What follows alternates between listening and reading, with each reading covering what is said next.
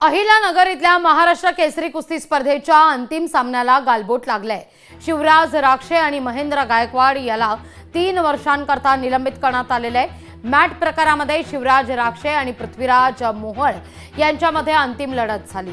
यावेळी पृथ्वीराज मोहोळला पंचांनी विजेता घोषित केलं।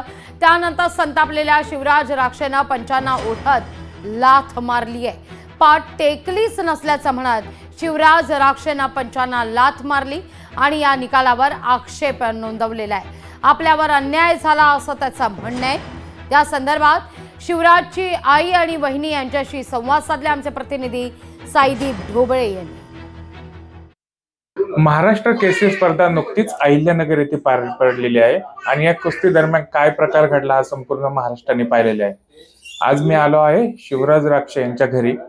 शिवराज राक्षे या ठिकाणी आलेले नाहीत, परंतु त्यांच्या आई आपल्या सोबत आहेत।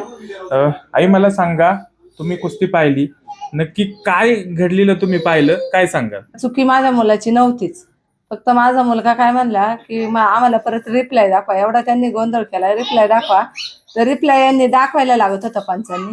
रिप्लाय दाखवला असता तर मुलांनी कशाला काय गोंधळ केला असता। आदल्या दिवशी पण कुस्ती करायला जाता आणि तुम्ही शिवीगाळी करताय पंच। मग असा पंचांचा निर्णय यांच्या मानमानीच आहे का सगळं? मग पंचांवर पण काहीतरी गुन्हा होऊ द्या ना। माझ्या मुलाला निलंबित करण्याचं कामच काय यांचं लगेच ना? का असा माझ्या मुलाने आरोप गुन्हा काय केलाय एवढा?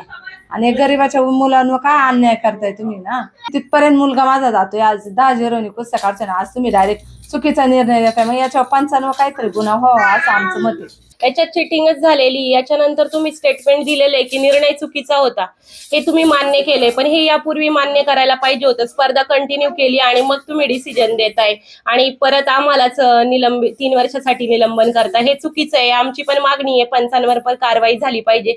आता या गोष्टीवर निर्णय काय? तुम्ही सांगितले निर्णय चुकीचा होता, तुमची चूक आहे, मग आता याच्यावरती काहीतरी कारवाई झाली पाहिजे, एवढीच आमची मागणी आहे। स्ट्रगल किती आहे तुम्ही बघताय, 10-15 वर्ष त्याच्यासाठी सगळं सॅक्रिफाईस करायचंय, सगळं सोडून द्यायचंय, कुस्ती मेहनत सराव करायची, अख्खं कुटुंब आमचं त्याच्यासाठी कष्ट घेतंय आणि असा निर्णय देताय, तुम्ही निलंबित करताय, म्हणजे तुम्हीच ऑलरेडी अन्याय केलाय आणि तुम्हीच परत असा डिसिजन देताय, हे सगळं चुकीचं केलेलं आहे। आम्हाला पण पंचांवर कारवाई व्हावी अशी आमची मागणी आहे। साईदीप ढोबळे, लोकशाही न्यूज, राजगुरुनगर, पुणे।